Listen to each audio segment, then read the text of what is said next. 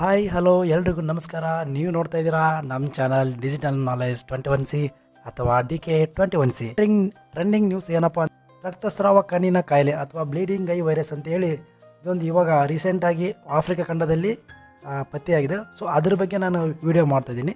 So bleeding eye virus ಎಂದು ಕರೆಯಲ್ಪಡುವಂಥ Marburg virus. So bleeding eye virus ಇದೆಯಲ್ಲ, so ಅದಕ್ಕೆ ಮಾರ್ಬರ್ಗ್ ವೈರಸ್ ಅಂತ ಹೇಳಿ ಕರೀತೀವಿ. ಆಫ್ರಿಕಾ ಖಂಡದ ರುವಾಂಡದಲ್ಲಿ 15 ಜೀವಗಳನ್ನು ಬಲಿ ತೆಗೆದುಕೊಂಡಿದೆ. ಸೊ ಅದ್ರ ಬಗ್ಗೆ ನಾನು ವಿಡಿಯೋ ಮಾಡ್ತಾಯಿದ್ದೀನಿ. ಸೊ ಇದು ಒಂದು ಸಾಂಕ್ರಾಮಿಕ ರೋಗಕಾರಕವು ಎಬೋಲಾ ವೈರಸ್ನಂತೆಯೇ ಹೋಲುತ್ತದೆ ಮತ್ತು ಕಣ್ಣು, ಮೂಗು ಹಾಗೂ ಬಾಯಿಯಿಂದ ರಕ್ತಸ್ರಾವವನ್ನು ಉಂಟು ಮಾಡುತ್ತಾ ಹೋಗುತ್ತದೆ. ನೆಕ್ಸ್ಟ್, ಇದು ಏಕಾಏಕಿ ಮತ್ತು ಲಭ್ಯವಿರುವಂಥ ವೈದ್ಯಕೀಯ ಆರೈಕೆ ಆಧಾರದ ಮೇಲೆ 24% ಅಥವಾ 88% ವರೆಗಿನ ಹೆಚ್ಚಿನ ಸಾವಿನ ಪ್ರಮಾಣವನ್ನು ಹೊಂದಿದೆ. ಅಂದರೆ ಇದು ಏನಪ್ಪ ಅಂದರೆ ಇವಾಗ ಆಸ್ಪತ್ರೆ ಟೇಕ್ ಮಾಡಿದ್ರು ಸಹ 24ರಿಂದ 88% ಸಾವಿನ ಪ್ರಮಾಣ ಇದೆ ಅಂತ ಈ ವೈರಸ್ಸಿಂದ.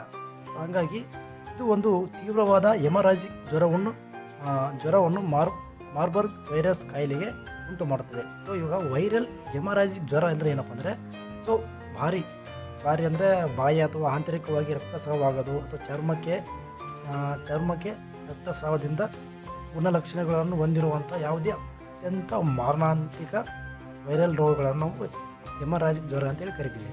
ಸೊ ಓಕೆ, ಈ ವೈರಸ್ಸಿನ ರೋಗ ಲಕ್ಷಣಗಳನ್ನು ಫಸ್ಟ್ ನಾವು ನೋಡ್ತಾ ಹೋಗೋಣ ಯಾವುವು ಅಂತಂದೇಳಿ. ಮಾರ್ಬರ್ಗ್ ವೈರಸ್ ರೋಗ ಲಕ್ಷಣಗಳು ಸಾಮಾನ್ಯವಾಗಿ ಬಂದರೆ 2 ರಿಂದ 21 ದಿನಗಳ ನಂತರ ಕಾಣಿಸಿಕೊಳ್ಳುತ್ತೆ. ಅಕಸ್ಮಾತ್ ಏನಾದರೂ ಮಾರ್ಬರ್ಗ್ ವೈರಸ್ ದೇಹದ ಮೇಲೆ ಅಟ್ಯಾಕ್ ಆಯ್ತಪ್ಪ ಅಂದರೆ ಬಂದಪ್ಪ ಅಂದರೆ, ಸೊ ಅದು ಕಾಣಿಸ್ಕೊಳ್ಳೋದು ಯಾವಾಗಪ್ಪ ಅಂದರೆ 2 ರಿಂದ 21 ದಿನಗಳ ನಂತರ ಅದು ಕಾಣಿಸ್ಕೊಳ್ಳುತ್ತಂತೆ. ಸೊ ಆರಂಭಿಕ ಲಕ್ಷಣಗಳು ಯಾವ್ಯಾವಪ್ಪ ಅಂದರೆ ಅಧಿಕ ಜ್ವರ ಇರುತ್ತೆ, ತೀವ್ರ ತಲೆನೋವು, ಸ್ನಾಯು ನೋವು ಮತ್ತು ಅಸ್ವಸ್ಥತೆಯನ್ನು ಒಳಗೊಂಡಿರುತ್ತದೆ.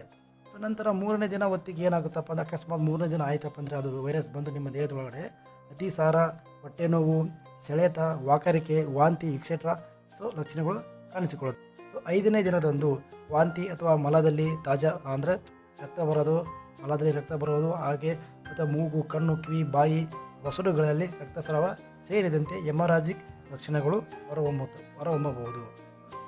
ಸೊ ಹಂಗಾಗಿ ವಿಶ್ವ ಆರೋಗ್ಯ ಸಂಸ್ಥೆಯವರು ಇಮಿಡಿಯೇಟಾಗಿ ಮೀಟಿಂಗ್ ಮಾಡಿ, ಸೊ ಇದು ಒಂದು ಪ್ರೇತದಂತಹ ಲಕ್ಷಣ ಹೊಂದಿರುವಂಥ ಆಗಿದೆ.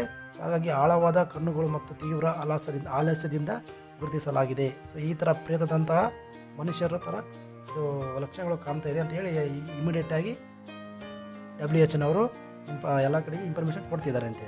ಹೋಗಿ ನೆಕ್ಸ್ಟ್, ರೋಗ ಲಕ್ಷಣಗಳು ಪ್ರಾರಂಭವಾದಾಗ 8 ರಿಂದ 9 ದಿನಗಳ ನಡುವೆ ತೀವ್ರವಾದ ರಕ್ತದ ನಷ್ಟ ಮತ್ತು ಆಘಾತದ ನಂತರ ಸಾವು ಸಂಭವಿಸುತ್ತದೆ. ಅಂದರೆ ಅಕಸ್ಮಾತ್ ಏನೋ ಮಾರ್ಬರ್ಗ್ ವೈರಸ್ ನಿಮ್ಮ ದೇಹದಲ್ಲಿ ಬಂದಪ್ಪ ಅಂದ್ರೆ, ಸೊ 8 ರಿಂದ 10 ದಿನಗಳ ಒಳಗೆ ತೀವ್ರವಾದ ರಕ್ತ ನಷ್ಟ, ರಕ್ತ ಲಾಸ್ ಆಗಿ ಮತ್ತು ಆಘಾತ ಉಂಟಾಗಿ ನಂತರ ಸಾವು ಸಂಭವಿಸುವ ಚಾನ್ಸಸ್ ಇದೆ.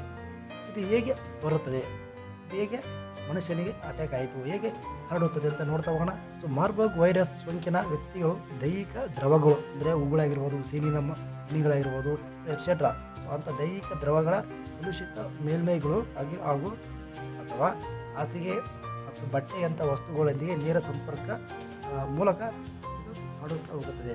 ಸೊ ಮಾನವನ ಆರಂಭಿಕ ಸೋಂಕು ಸಾಮಾನ್ಯವಾಗಿ ಹಣ್ಣಿನ ಬಾವಲಿಗಳಿಗೆ ಒಡ್ಡಿಕೊಳ್ಳುವುದರಿಂದ, ಹಣ್ಣಿನ ಬಾವಲಿ ಇರ್ತವಲ್ಲ, ಸೊ ಸೋಂಕಿನ ಬಾವಲಿ ಇರ್ತವಲ್ಲ ಅದ್ರ ಜೊತೆ ನಾವು ಇರೋದ್ರಿಂದ ಸೊ ಅದರ ಮುಖಾಂತರ ಸೊ ವೈರಸ್ಗಳು ನೈಸರ್ಗಿಕವಾಗಿ ಮನುಷ್ಯನಿಗೆ ಬರುತ್ತದೆ. ಸೊ ಮನುಷ್ಯನಿಗೆ ಹರಡುವಿಕೆ ಬರ್ತಾ ಹೋಗುತ್ತೆ. ಸೊ ಚಿಕಿತ್ಸೆ ಏನಪ್ಪ ಅಂದರೆ ಇದಕ್ಕೆ ಮಾರ್ಬರ್ಗ್ ವೈರಸ್ ಕಾಯಿಲೆಗೆ ಪ್ರಸ್ತುತ ಯಾವುದೇ ಅನುಮೋದಿತ ಲಸಿಕೆ ಅಥವಾ ಆ್ಯಂಟಿವೈರಸ್ ಚಿಕಿತ್ಸೆ ಇಲ್ಲ ಇದುವರೆಗೂ. ಸೊ ಹಾಗಾಗಿ ಸೊ ಲಸಿಕೆಗಳು ಅಭಿವೃದ್ಧಿ ಹಂತದಲ್ಲಿದೆ ಅಂತಲೇ ಹೇಳ್ಬೋದು. ನೆಕ್ಸ್ಟ್ ಆಮೇಲೆ ಈ ಸೋಂಕಿತ ಬಾವಲಿಗಳು ಅಥವಾ ಹಣ್ಣಿನ ಬಾವಲಿಗಳು ಅಂತ ಕರೀತಾರೆ, ಆಫ್ರಿಕಾ ಖಂಡದಲ್ಲಿ ಬರುವಂಥ ಕೆಲವೊಂದು ಕಡೆ ಕಂಡುಬರ್ತವೆ. ಸೊ ಇದ್ರ ಮುಖಾಂತರ ಜನರ ದೇಹದ ದ್ರವಗಳ ಸಂಪರ್ಕದಿಂದ ನೀವು ಅದನ್ನು ಪಡೆಯುತ್ತೀರಿ. ಅಂದರೆ ಮನುಷ್ಯನಿಗೆ ಯಾವ ಥರ ಬಂತಪ್ಪ ಅಂದರೆ, ಸೊ ಯಾವ್ದು ಮುಖಾಂತರ ಮೇನ್ ಕಾಜ್ ಎಲ್ಲಿಂದ ಬಂದಪ್ಪ ಅಂದರೆ ವೈರಸ್ ಇದು ಸೋಂಕಿತ ಬಾವಲಿಗಳ ಮುಖಾಂತರ ಮನುಷ್ಯನೇ ಬಂದು, ಸೊ ಮನುಷ್ಯನ ಮುಖಾಂತರ ಮನುಷ್ಯರಿಗೆ ಇದು ಹರಡುತ್ತಾ ಹೋಗ್ತಿದೆ. ಸೊ ಹಾಗಾಗಿ ಎಲ್ಲರೂ ಜಾಗರೂಕರಾಗಿರಿ ಅಂತ ಹೇಳ್ತಾ, ಓಕೆ ಫ್ರೆಂಡ್ಸ್, ಬಾಯ್.